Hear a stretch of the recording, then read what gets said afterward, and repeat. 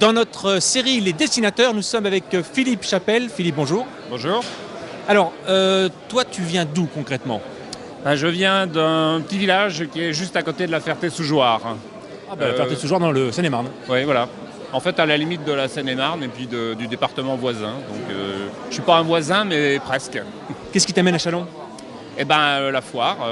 Je viens pour dessiner sur le thème d'aujourd'hui qui est urbanisme et projet.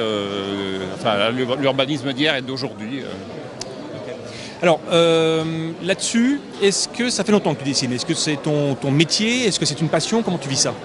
C'est une passion et j'en vis avec des hauts et des bas évidemment parce que c'est un métier artistique donc un peu précaire parfois, mais j'en vis, bon an, mal an.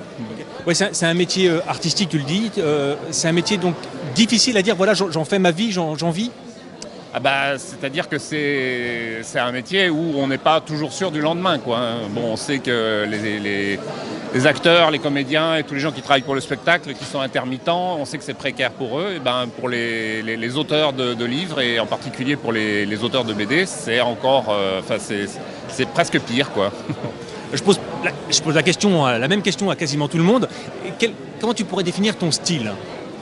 C'est un style qu'on appelle ligne claire, donc le style qui tourne un petit peu autour de Tintin et de Black et Mortimer, enfin de ce que faisait Jacobs avec Black et Mortimer, qui sont encore toujours très connus aujourd'hui.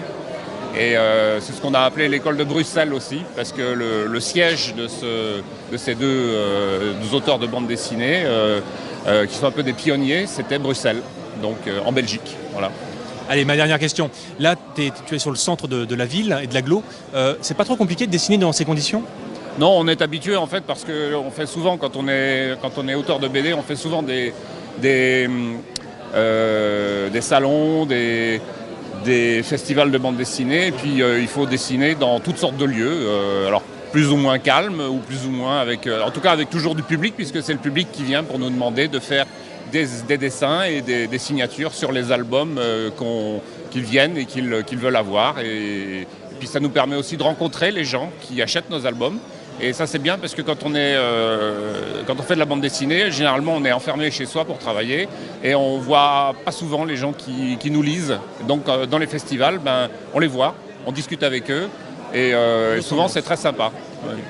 Ouais. Écoute, merci pour ces quelques réponses et puis un bon dessin dans cette belle ambiance. Merci. Merci.